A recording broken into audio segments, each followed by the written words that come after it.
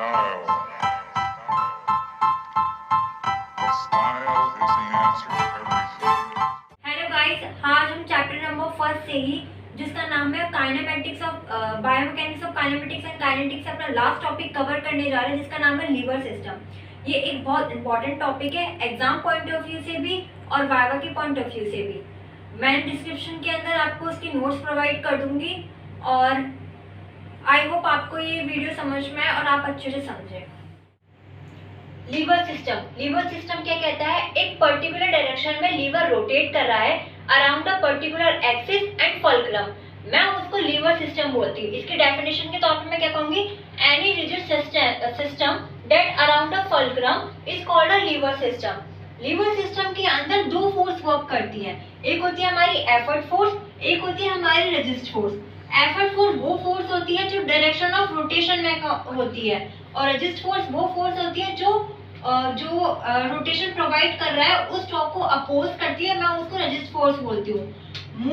Effort arm क्या चीज होती है? एफर्ट आर्म होती है movement arm of effort force is called effort arm.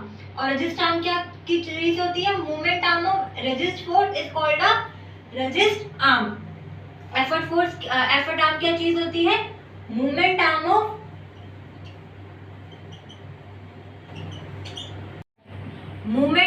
Effort force is called effort arm. और रेजिस्ट फोर्स का मूवमेंट आर्म क्या बोलती है? Movement arm of resist force is called resist arm.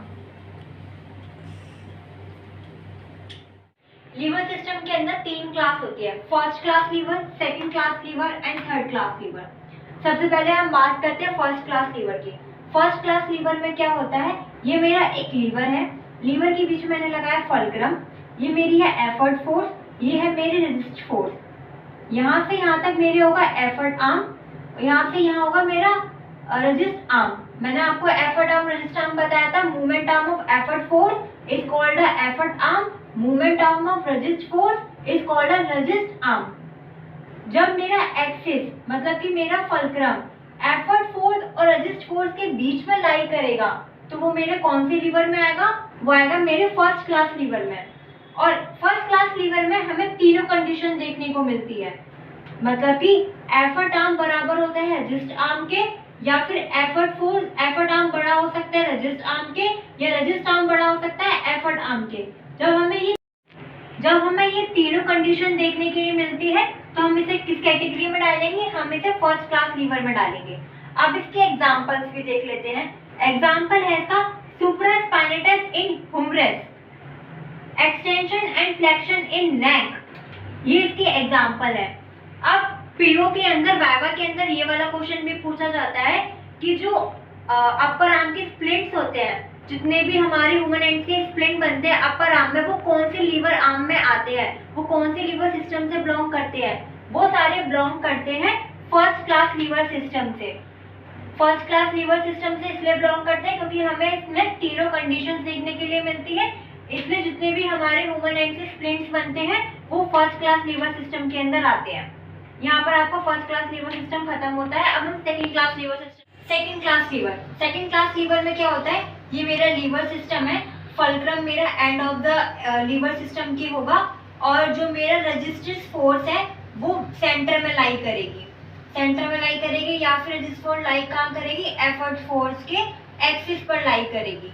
यहाँ से यहाँ तक का जो फोर्स लग रही है वो मेरी रेजिस्टेंस आर्म है और यहाँ पे जो फोर्स लग रही है वो मेरी एफर्ट आर्म है। अब आप ये देख रहे हो कि रेजिस्ट फोर्स और एफर्ट फोर्स दोनों अपोजिट डायरेक्शन में लग रही है, तो क्या ये प्रोवाइड करेंगी? ये एक टॉर्क मूवमेंट प्रोवाइड करेंगी। सेकंड क्लास लीवर में कंडीशन क्या होती है कि एफर्ट आर्म ज्यादा होगा रेजिस्ट आर्म से, मतलब कि पेशेंट का एफर्ट ज्यादा लगेगा मूवमेंट कराने में कंपैरिजन टू से रेजिस्ट आर्म से। और इसका एग्जांपल क्या होगा? फ्लेक्शन इन नी। जब हम नी का फ्लेक्शन करते हैं तो हमारा एफर्ट ज्यादा लगता है, तो ये कौन सी क्लास के लीवर में आएगा? ये सेकंड क्लास के लीवर में आएगा। थर्ड क्लास लीवर में क्या होता है? फल्क्रम हमारा एंड ऑफ द लीवर पे लाई करेगा, रेजिस्ट आर्म मतलब कि एफर्ट आर्म अब मेरे एक्सिस के लाई पे मतलब एफर्ट फोर्स मेरी कहाँ पर लाई करेगी, बिटवीन द एक्सिस लाई करेगी ऑफ रेजिस्टेंस फोर्स के।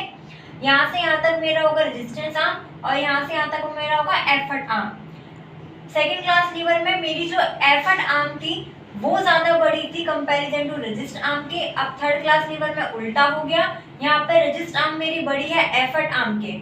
और इसके एग्जांपल्स हमें किस में देख सकते हैं, बाइसेप्स में और सेकंड एग्जांपल दे सकते हैं इसके एक्सटेंशंस इन द नी में। अब बाइसेप्स में कैसे एग्जांपल दे सकते हैं, जो हम जिम के अंदर डंबल उठाते हैं तो हमारा जो मतलब जब मैं एफर्ट आर्म करती हूँ तो सबसे ज्यादा असर कहाँ पड़ता है, मेरा बाइसेप्स पे। जब बाइसेप्स पे असर पड़ता है तो वो क्या कर रही होती है, एक रजिस्ट कर रही होती है फोर्स को, जिस वजह से जो बाइसेप्स की जो मसल्स होती हैं वो जल्दी डेवलप होती हैं। लीवर सिस्टम के मैकेनिकल एडवांटेज देख लेते हैं कि इसके एडवांटेजेस क्या हैं। Major of mechanical efficiency of lever system, इसका मतलब क्या होता है कि मैं बहुत कम अमाउंट की फोर्स अप्लाई करूं और मुझे एक सफिशिएंट रोटेशन मिल जाए, वो मेरा मैकेनिकल एडवांटेज है। मैकेनिकल एफिशिएंसी है लीवर सिस्टम की, मतलब बहुत कम फोर्स अप्लाई करने पर एक सफिशिएंट रोटेशन का मिलना मेरा मैकेनिकल एफिशिएंसी है। इस चीज में हम क्या देखते हैं, इस चीज में हम देखते हैं relationship between torque of the external force and torque of the muscles. मतलब कि मैकेनिकल एफिशिएंसी या मैकेनिकल एडवांटेज के अंदर मैं torque of the external force का रिलेशन और टॉर्क ऑफ द मसल का रिलेशनशिप, अगर ये दोनों रिलेशनशिप सही है और अच्छे मिल रहे हैं तो मुझे मैकेनिकल एडवांटेज बहुत अच्छे से मिल सकता है ह्यूमन बॉडी के अंदर। इसका फॉर्मूला क्या होगा, effort arm divide by resistance arm. अब इसके दो केसेस देख लेते हैं। अगर एफर्ट आर्म रेजिस्ट आर्म से बड़ा है तो मेरा मैकेनिकल एडवांटेज बढ़ेगा। अगर मेरा रेजिस्ट आर्म एफर्ट आर्म से बड़ा है तो मेरा मैकेनिकल एडवांटेज कम होगा।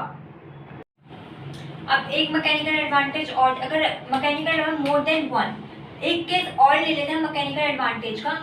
अगर एफर्ट फोर्स रेजिस्टेंट फोर्स से कम होती है लेकिन वो स्टिल मैनेज करती है एक सफिशिएंट टॉर्क को, तो वो कैसे होगा, because of its movement arm. मतलब कि ये मेरा लीवर है, लीवर मेरा फलक्रम ये है, एफर्ट फोर्स रेजिस्ट फोर्स मेरे एक्सिस पर लाई कर रही है तो ये वाली फोर्स ज्यादा इफेक्टिव होगी।